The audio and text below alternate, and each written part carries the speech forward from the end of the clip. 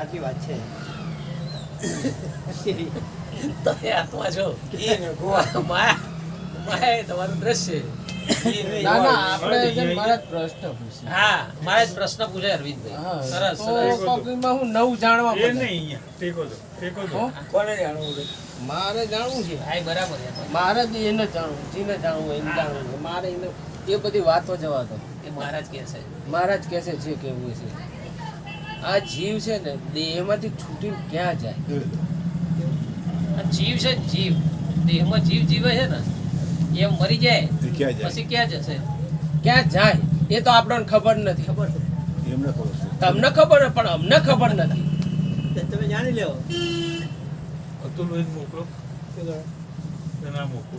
ના ના એવું કંઈ નહીં. ટેન્શન કોઈ જાણ જરૂર નહીં. એ આશા વસ્તુ કરવાની જરૂર નહીં. આપણે નહીં લેવાના. જે ક્ષણે જે આશા હોય આ તો ખાધા વગર જેવું તો શું આવે પૂરો થઈ ખાધા પહેલા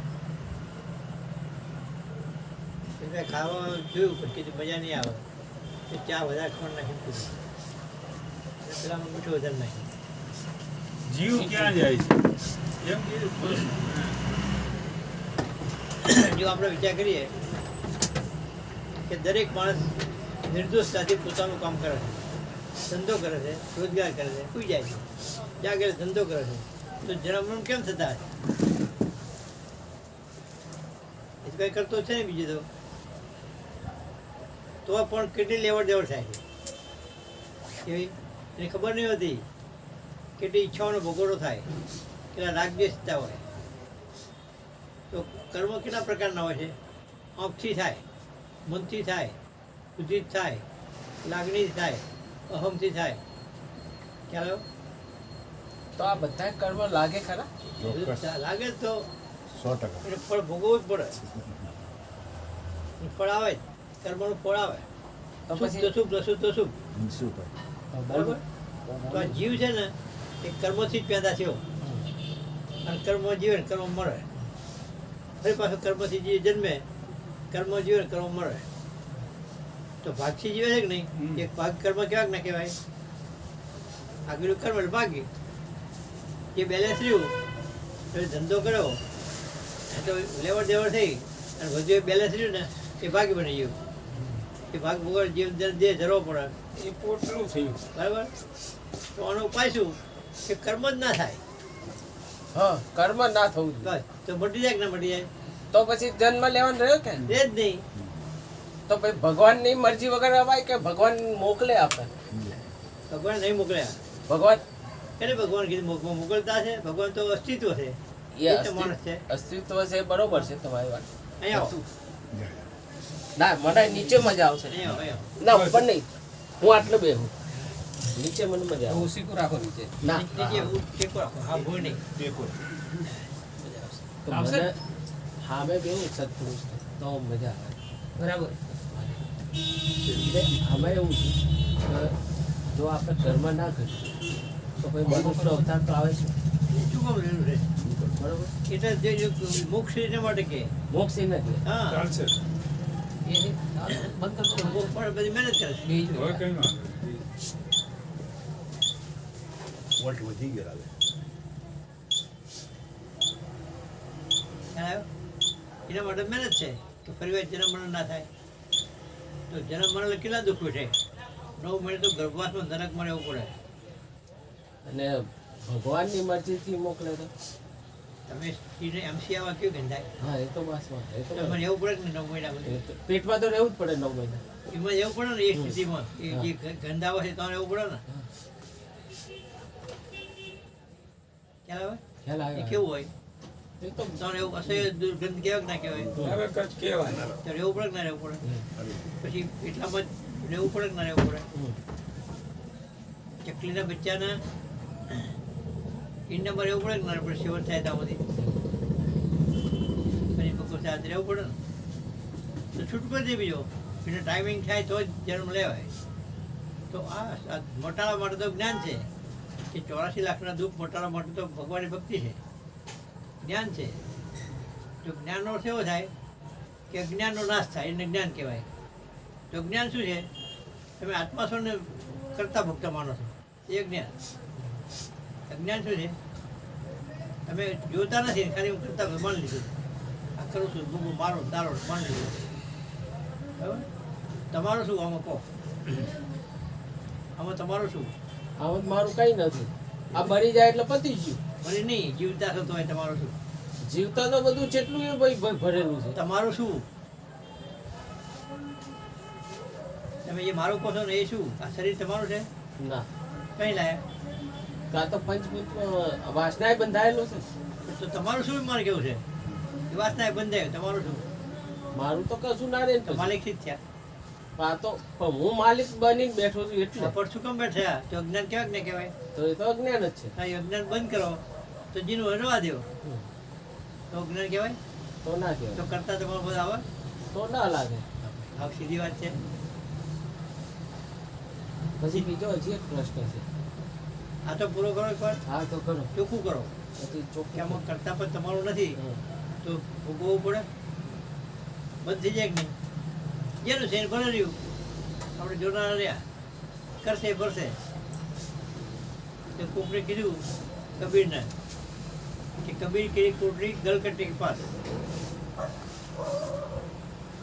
તો કરેગા ભરેગા કબીર કેવું દાસ કોઈ કીધું તમે ક્યાં રહો છો કે કહેવાળામાં જાઓ ને બસ મારું ઘર છે તો કહેવાળામાં તમે રહો છો તો કહેવાળા તો કરશે ભરશે મારે શું લેવા દેવા હમ. કહી જે પાપ કરશે એ ભોગવશે એ તો એ ભોગવે જે મારા શું કબીરને શું લેવા દેવા કશું નહીં જે કરે એ જ ભોગવે હા તો તમારે આગળ આ જીવ ભાવ છે એ કહેવાળો છે એ કરશે એ ભોગવશે તમારે લેવા દેવા કરી આવું બધું. બરાબર?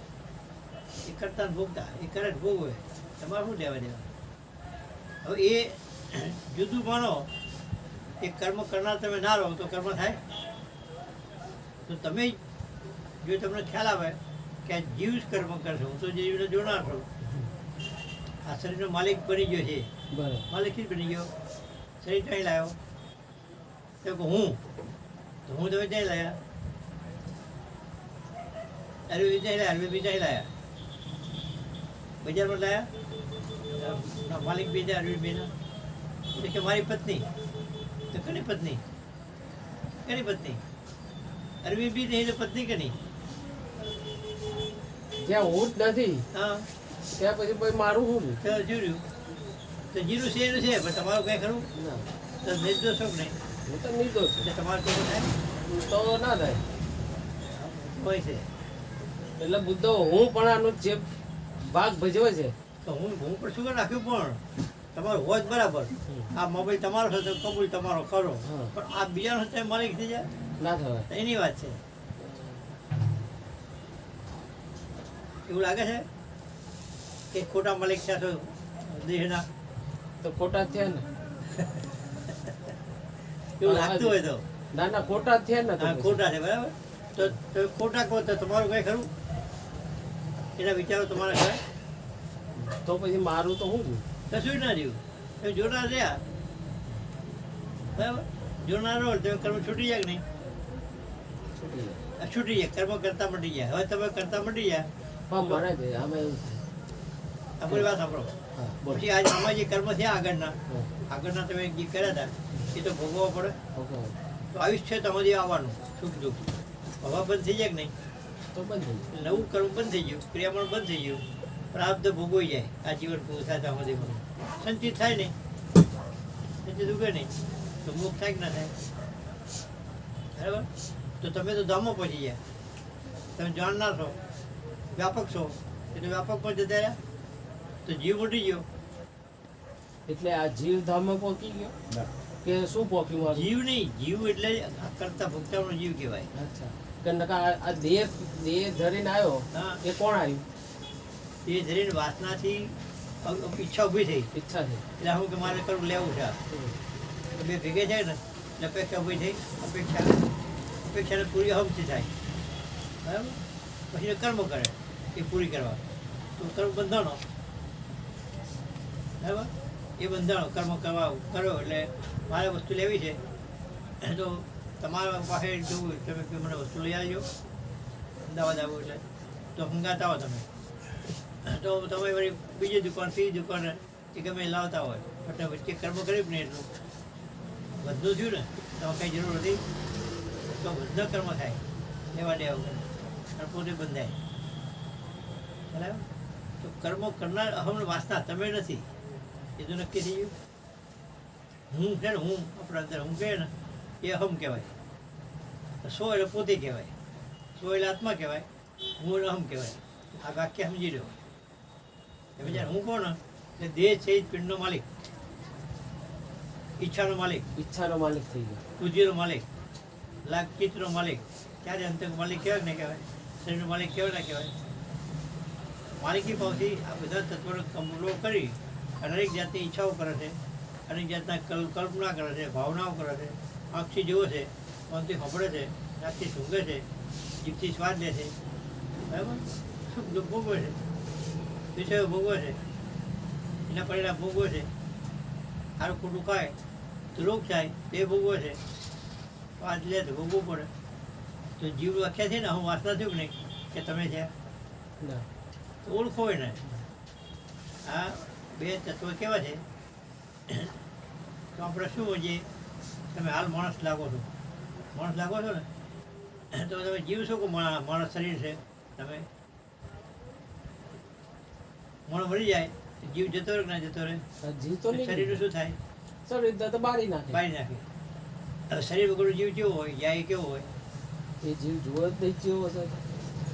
કેવો નહીં તો આ શરીરમાં જીવ હશે કે નહીં શરીર હાલ તો છે. નોખો હશે ને હા નોખો અને જીવો તો ઢગલો અશાંત હોય ને મારે. નોખો હશે ને નોખો તો ખરો. તો અમે જીવ જીવતું કોણ છે શરીર કે જીવ તમારા શરીરમાં જીવે છે શરીર જીવે કે જીવ જીવે છે આ તો જીવ જ જીવ તો છે. જીવ તમે ઓળખતા જીવો તો ખબર નહીં તમે કેવા છે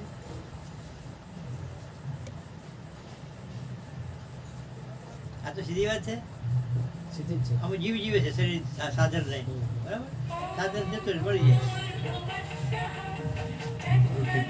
વિષ્ણુભાઈ કે હા વાત કરી લો. ફોનમાં વાત કરી લો પછી.